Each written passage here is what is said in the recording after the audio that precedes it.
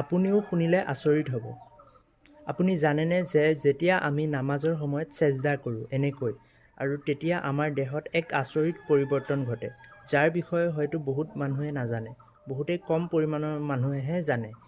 তো আপুনিও জানিবলৈ এই ভিডিঅ'টো শেষলৈ চাই থাকিব আৰু আজিৰ এই ভিডিঅ'টোত মই এনেকুৱা কি পৰিৱৰ্তন ঘটে আমাৰ দেহত সকলো ডিটেইলছত মানে ক'বলৈ গৈ আছোঁ, সকলো মানে ভালদৰে এক্সপ্লেইন কৰি ক'বলৈ গৈ আছোঁ।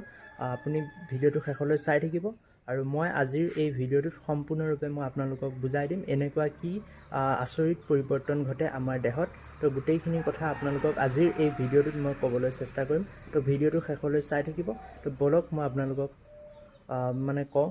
প্ৰথম কথা হৈছে আমি যেতিয়া এনেকৈ তললৈ মূৰটো কৰি পেলাই চেজদা কৰোঁ নামাজ পঢ়াৰ সময়ত, তো তেতিয়া আমাৰ ব্ৰেইনটো এনেইতো আমাৰ দিনটো এনেকৈ মাথাটো আমি ওপৰৰ ফালে কৰি ৰাখোঁ, তো তেতিয়া আমাৰ ব্ৰেইনত ভালদৰে মানে ব্লাড চাৰ্কুলেশ্যন নহয়।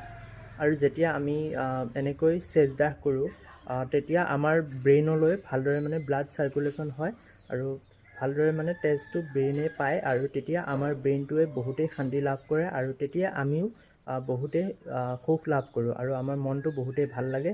আমি তেতিয়া ভাবোঁ যে আমি নামাজ পঢ়িব গৈছোঁ, তো সেইবাবে আমাৰ মনটো ভাল লাগিছে।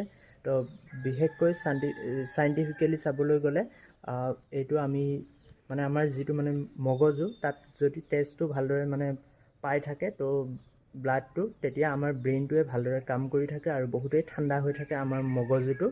তো সেইবাবে আমি নামাজ পঢ়ি আহিলে আমাৰ ব্ৰেইনটো বহুতেই শান্তি অনুভৱ হয় আৰু মনটো বহুতেই ভাল লাগে।